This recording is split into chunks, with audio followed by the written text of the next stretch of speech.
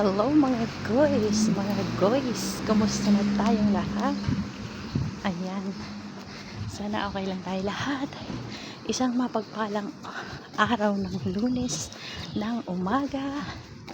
Ayan, sana okay ang ating mga pakiramdam, malalakas ang ating katawan, at nang tayo ay makapagtrabaho ng maayos.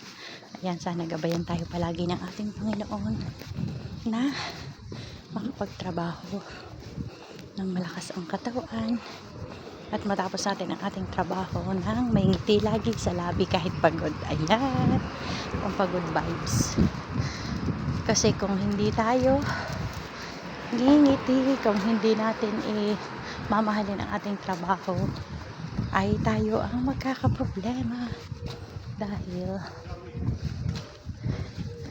wala tayong pache sa ating sarili. Kaya smile, mahirap man ang trabaho, matatapos din.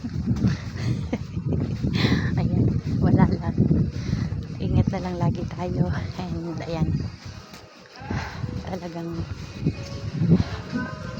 ingat palagi.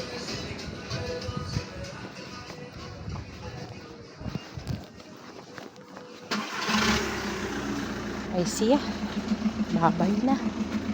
At ako'y syempre pasistasyon tayo ng ating sasakyan na bus.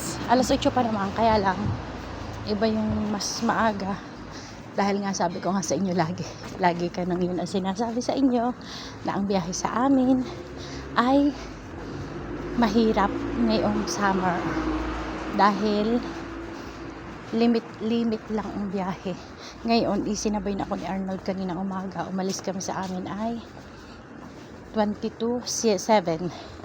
Kaya ayun, wala pang alas 7, nandito, 10 minutes lang nandito na ako sa Turney. Wala pang alas 7. Ayun, dahil wala naman traffic. Kaya ayun, mga siguro 5 to 7 dito na ako. Kaya yun, lagi na lang tayo maaga, pero okay lang din kasi pag tinanghali ng gising nakakakapoy din. Kaya ayan, ingat, bye bye, love you all, God bless as always, bye bye.